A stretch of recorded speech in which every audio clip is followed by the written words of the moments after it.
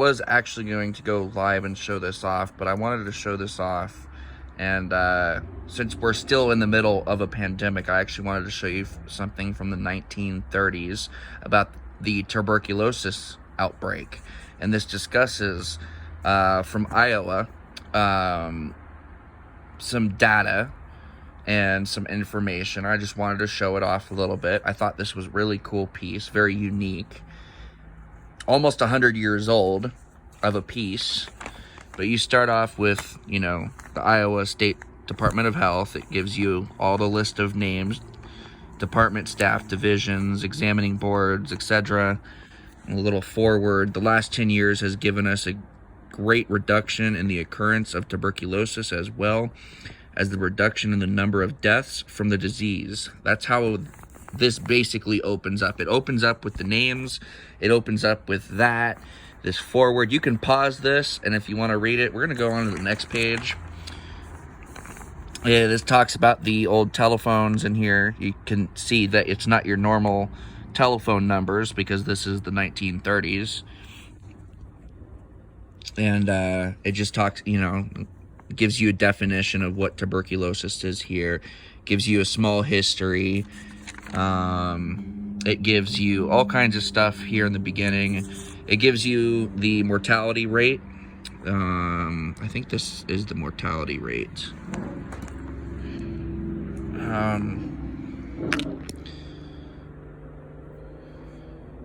The death rate for cities varied from 29.7% for Fort Dodge to 89.5% for Ottumwa.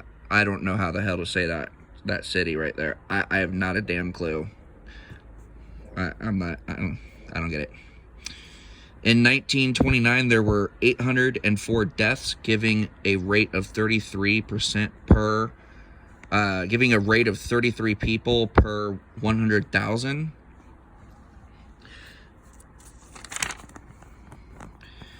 Tuberculosis death rates, 1925, 42.1. I mean, look at that. This is a much higher death rate than COVID-19, by the way. And it gives you the estimate number of cases of tuberculosis present at all times in Iowa by counties. So it gives you each county.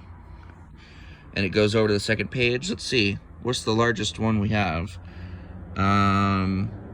It looks like Polk County in Iowa in 1930 was 1,087. It looks like that was the biggest number for the year. They talk about hospitalizations here. You guys can pause that if you want. They talk more about, how the hospitals were, suggested recommendations. You can pause that if you want and read it. I'm not going to read everything. I'm just sort of touching up factors causing a decline in the tuberculosis death rate. This is obvious. Education of the general public is a big one. That still should be a big one in COVID-19, but we're not really all getting the truth of that one. But this is really interesting to see in the 1930s, disinfection of the homes of the tuberculosis. And then this is some reminders for the tuberculosis and other diseases. That's what I'm assuming it says. Tuberculosis is curable in its early stages. Very true. It is easier to prevent than cure. Patent medicine will do neither.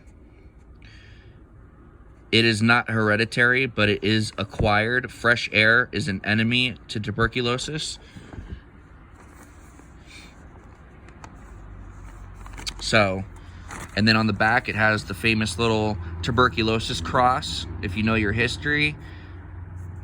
And, let's see, what does it say? Oh, that's who it was going to. So, I just wanted to show off this really unique piece, and I hope you enjoyed checking it out.